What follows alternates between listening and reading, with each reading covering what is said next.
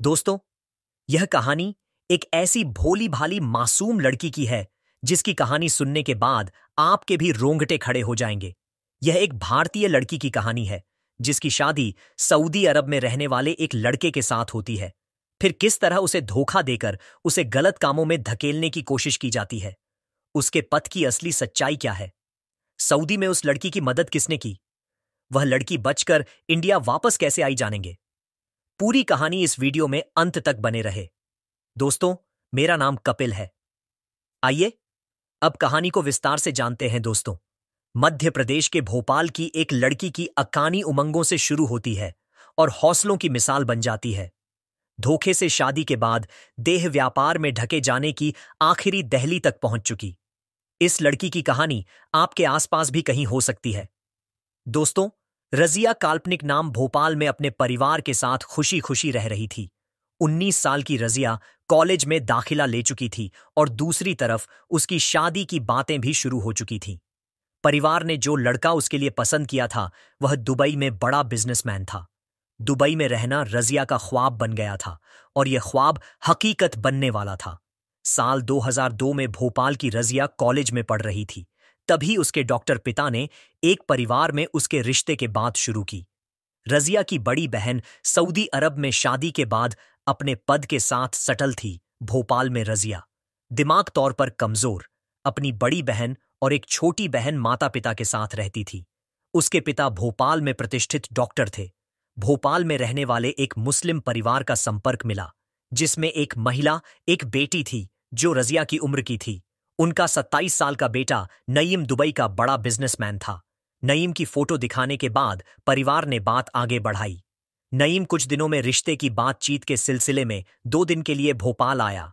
रजिया के साथ मुलाकात हुई और हैंडसम नई के साथ थोड़ा सा वक्त बिताकर रजिया को अच्छा लगा। रजिया ने अपने माता पिता से कह दिया उसे लड़का पसंद है और उन्हें जैसा ठीक लगे वो वैसा करें। आगे बातचीत हो गई और कुछ ही दिनों में रिश्ता पक्का हो गया। रजिया बहुत खुश और उत्साहित थी। अपनी सहेलियों से जब भी बात करती तो अपनी खुशी और उमंगों को छुपा नहीं पाती। बड़े फक्र से बताती कि अब वह दुबई जाकर बस जाएगी और कभी कभी मिलने आया करेगी। उधर उसकी शादी की तैयारियां शुरू हो गईं। उधर रजिया फोन पर नईम से लंबी लंबी बातें करने लगी। अपनी सहेलियों को बताती कि आज रईम ने उसके लिए यह तोहफा भेजा, कल गिफ्ट भेजा। नम उसे दुबई के अपने ऑफिस और आलीशान घर की क्लिक की तस्वीरें भी भेजता। रजिया खुश होकर सहेलियों को दिखाती। अब खूबसूरत रजिया शादी की तैयारियों के लिए अपने शरीर की देखभाल करने में जुट गई और ज्यादा खूबसूरत होने की तमाम कोशिशें करने लगी। रजिया के शादी के लिए भोपाल की एक महंगी और प्रतिष्ठित जगह बुक की गई। लगभग शाही दावत का इंतजाम किया गया और वह दिन भी आ गया जब रजिया का निकाह पढ़ा जाना था। निकाह हुआ और रजिया भोपाल में अपनी ससुराल चली गई। 2-4 दिन में ही उसके वीजा के दस्तावेज तैयार हो गए और वह नईम के साथ दुबई रवाना हो गई। दुबई में आलीशान घर पहुंचकर रजिया खुद को लकी समझती थी। उस बड़े से घर की बालकनी में अक्सर अमीर शेख और पठान आते जाते दिखाई देते थे। नईम अक्सर रजिया के साथ उसी बालकनी में बैठकर चाय नाश्ता करता या उसे बात भी करनी होती तो उसी बालकनी में खड़े होकर करता। बहुत ही कम दिनों में उस बालकनी की तरफ देखने वाले लोगों के चेहरे पर गलत एक्सप्रेशन देखकर रजिया ने उस बालकनी में ज्यादा देर रहने से मना किया और नईम से कहा, घर में और भी तो जगह है। लेकिन नईम ने डालते हुए सब ठीक होने का भरोसा दिला दिया। शादी के 2-3 हफ्ते ही गुजरे थे कि नईम के बालों का रंग उड़ने लगा। वह लगातार किए जाने वाले मेकअप के पीछे छुपा हुआ नईम का चेहरा सामने आने लगा। रजिया का दिल बैठ गया जब उसे पता चला कि नईम की असली उम्र 40 बार है। अपने से दुगनी उम्र के आदमी के साथ शादी हो जाने की उलझन को वह जैसे तैसे सुलझा पाती कि रजिया पर उसका एक और राज खुल गया। नईम कोई रईस बिजनेसमैन नहीं, बहुत मामूली सैलरी वाली नौकरी करता है। रजिया की परेशानी अब और बढ़ गई। रजिया की एक परेशानी यह भी थी कि दुबई का यह इलाका उसके लिए बिल्कुल अनजान था और नईम ने घर से फोन कनेक्शन कटवा दिया था तो वह अपने मायके से किसी तरह से संपर्क नहीं कर पा रही थी। इस बीच रजिया ने उसके आसपास की रहने वाली महिलाओं से जान पहचान बढ़ाना शुरू की। नईम ने रजिया को ऐसा करने से मना किया लेकिन रजिया नहीं मानी। नईम को रजिया की यह हरकतें देखकर समझ आ गया कि रजिया को शक हो चुका है, इसलिए वह अब जल्दबाजी करने लगा। नम ने एक दिन रजिया को अपने ऑफिस ले गया और इस दिलासे पर कि वह पढ़ी लिखी है तो उसे कोई जॉब मिल सकती है। रजिया को यह ठीक विकल्प लगा तो वह ऑफिस चली गई। उस ऑफिस में तमाम आदमियों की नजरें रजिया को गलत मालूम हो रही थीं। ऑफिस से लौटती ही रजिया ने वहां कोई भी काम करने से इनकार कर दिया तो नईम ने उसे डांटने के बाद कहा कि उसका पास बहुत ही दौलत वाला और बड़ा आदमी है। अगर रजिया उसके साथ काम करे तो उसे बहुत पैसे मिल सकते हैं। इस बार जब रजिया के इनकार करने के कारण बहस हुई तो नम खुलकर सामने आया और बोला कि उसने यह शादी इसलिए की थी ताकि रजिया उसे पैसे कमाकर दे सके। अब तो रजिया के पैरों के नीचे से जमीन ही खिसक चुकी थी। सारे सपने टूट चुके थे और रोने के अलावा रजिया के पास उस वक्त कोई जवाब नहीं था। उसके बाद नईम ने उसके साथ जबरदस्ती करना शुरू किया। पहले बालकनी में रजिया को जबरन खड़ा करता था और कहता था कि आने जाने वाले आदमी उसे देखें तो कभी अपने बांस के सामने रजिया के शरीर की नुमाइश करवाता। रजिया इस मुश्किल से बचने का रास्ता खोज रही थी और नंग उसे जल्द से जल्द इस्तेमाल करने की तरकीब झगड़े बढ़ते जा रहे थे।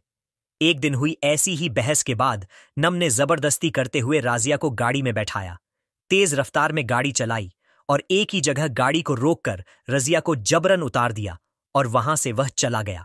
रजिया ने देखा तो वह रेड लाइट एरिया के बीच खड़ी हुई थी और वह हर नजर उसे घूर रही थी। वह अपना मुंह छुपाकर किसी तरह वहां से वापस घर पहुंची। इसके बाद लड़ाई और झगड़ों का सिलसिला शुरू हुआ। नाइम आए दिन रजिया को बेच देने की धमकी देकर मार और उसे वृश्चिवृत्त के लिए मजबूर करता।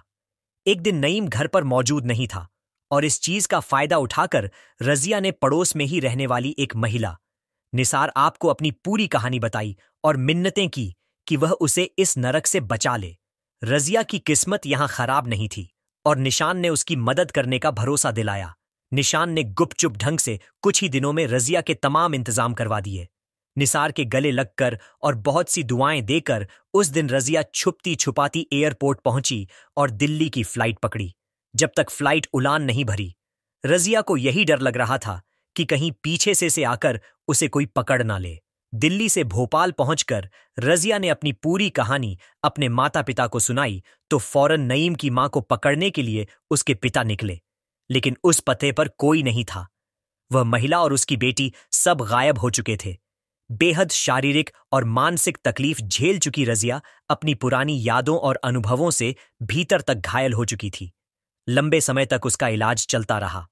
हालात सुधरने के बाद रजिया ने ग्रेजुएशन की पढ़ाई पूरी की और फिर उसका जॉब लग गया। इस पढ़ाई और जॉब में उसकी मदद उसके एक कजीन ने की। कुछ साल बाद रजिया की शादी उसी कजन से हो गई। अपनी कहानी सुनाते हुए रजिया कहती हैं, मुझ जैसी कितनी लड़कियां होंगी, लेकिन मेरे हालात शायद उनसे कम खराब रहे होंगे और मेरी हिम्मत उनसे ज्यादा रही होगी, इसलिए मैं बचकर वापस आ सकी। उन लड़कियों के साथ क्या होता होगा और निसार आपके साथ न जाने क्या हुआ होगा। उस डरावने माहौल को सोचकर ही रूह कांप जाती है। इस पूरे अनुभव से गुजरने के बाद रजिया बहुत कम बोलने लगी, सोशल मीडिया से गायब हो गई और खास लोगों से ही मिलती जुलती वह एक तरह से खुद ही कैद होकर रह गई। एक छोटी सी दुनिया में ही खुद को महफूज मानकर जीने लगी। अरब देशों में भारत के कई इलाकों से लड़कियों को शादी के नाम पर गलत धंधे में धकेलने की कहानियां लंबे समय से चर्चा में रही हैं, लेकिन अब तक यह सिलसिला खत्म नहीं हुआ है। कभी गरीबी के कारण लड़कियों का बकायदा सौदा होता है तो कभी परिवार को धोखा देकर ऐसी कहानियों को अंजाम दिया जाता है। ऐसी कई स्वयंसेवी संस्थाएं इस तरह शिकार हुई लड़कियों को इंसाफ दिलाने और उनके पुनर्वास संबंधी कामों में जुटी हुई है। दोस्तों, हमें तारीफ करनी चाहिए रजिया के हौसलों की, जिसने विपरीत परिस्थितियों में भी अपने साहस को कम नहीं होने दिया। दोस्तों, ये सच्ची कहानी आपको कैसी लगी? कमेंट में जरूर बताएं दोस्तों। अगर आप हमारे चैनल पर नए हैं तो वीडियो को लाइक और चैनल को सब्सक्राइब जरूर कर लें, क्योंकि हम ऐसी वीडियो लाते रहेंगे दोस्तों। मिलते हैं अगली वीडियो में, तब तक के लिए धन्यवाद।